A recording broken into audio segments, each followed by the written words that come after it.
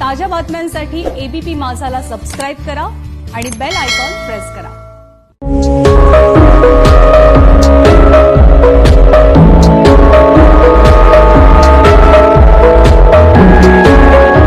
माझ्यासोबत प्रसिद्ध अर्थतज्ञ आणि त्यासोबतच प्रसिद्ध लेखक असणारे आशुतोष रारावीकर आहेत। आशुतोषजी हे रिझर्व्ह बँक ऑफ इंडियामध्ये एक अधिकारी सुद्धा आहे। खरं तर रिझर्व्ह बँक ऑफ इंडियामधले अधिकारी अर्थतज्ञ हे खूप रुक्ष असतात किंवा कायम पैशाच्या भाषेत बोलणारे असतात असं आपण म्हणतो। मात्र त्यांची भाषा आज काहीशी वेगळी आहे, कारण त्यांच्या हातात जे पुस्तक आपल्याला दिसतंय यशपुष्प नावाचं, हे यशपुष्प पुस्तक आशुतोष रारावीकर यांनी लिहिलेलं आहे आणि हे खास कोरोनामुक्त झालेल्या किंवा अजूनही कोविड रोगाशी झुंजत असणाऱ्या त्या लोकांसाठी लिहिलं आहे, त्या पेशंट्ससाठी लिहिलं आहे की जे आता नैराश्यात आहेत आणि त्यांना नैराश्यातून बाहेर पडायचं आहे। आशुतोषजी, एबीपी माझ्यावर तुमचं खूप खूप स्वागत। यशपुष्प पुस्तक आम्ही बघतोच आहोत, मात्र काय खासियत आहे या पुस्तकाची?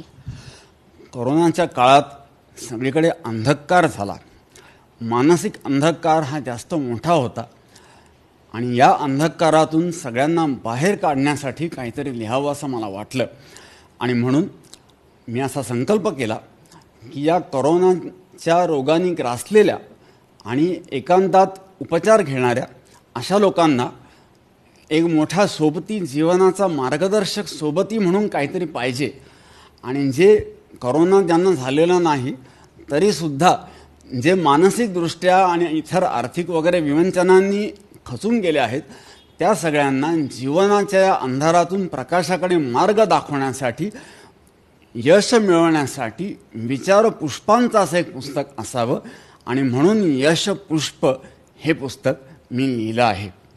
आणि ह्या पुस्तकामध्ये गंध अंतरिक्षाचा, लॉकडाऊनच्या काळात स्मितलहरी आणि पुष्पांजली परमेशाला असे हास्य, जीवनोपयोगी, मार्गदर्शक आणि करुणोदात्त असे सगळे रस भरलेले आहेत।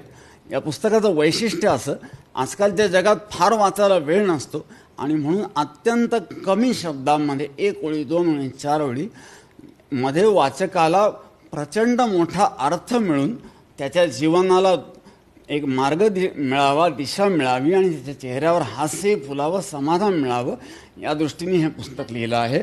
आणि आणखी एक गोष्ट सांगायची म्हणजे ग्रंथालिनी प्रकाशन संस्थेने हे पुस्तक दृकश्राव्य चित्र माध्यमातून काढल्यामुळे ते वाचताना, ते बघायला सुद्धा सगळ्यांना आनंद। नक्की, मगाशी हे पुस्तक जेव्हा मी चाळलं तेव्हा मला याच्यात जाणवलं की अगदी छोट्या ओळींमध्ये, अगदी काही संक्षिप्त स्वरूपात त्यांनी आपले विचार मांडलेले आहेत। खरं तर दिवाळी अंक यावर्षी कमी निघाले, प्रकाशनं झाली नाहीत, मात्र ह्या प्रकाशनाला कसा तुमच्या प्रतिसाद मिळालेला आहे आणि याच्यातली एखादी ओळ जी तुम्हाला आवडलेली आहे, जी तुम्हाला खूप भावलेली आहे, तुम्हीच तुम्हाला दाद दिलेली आहे, अशी एखादी आम्हाला ऐकायला आवडेल।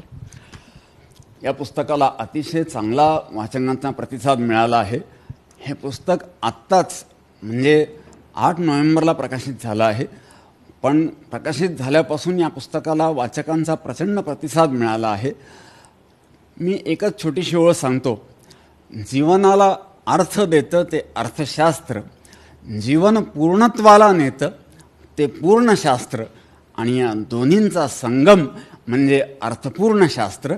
मी जाता जाता एकच संदेश सगळ्यांना देऊ इच्छितो, तो म्हणजे जीवन यशाच्या नंदनवनात प्रफुल्लित हास्य पुष्प प्रत्येकाच्या चेहऱ्यावर फुलावं हेच यशपुष्प ग्रंथाचं सार आहे।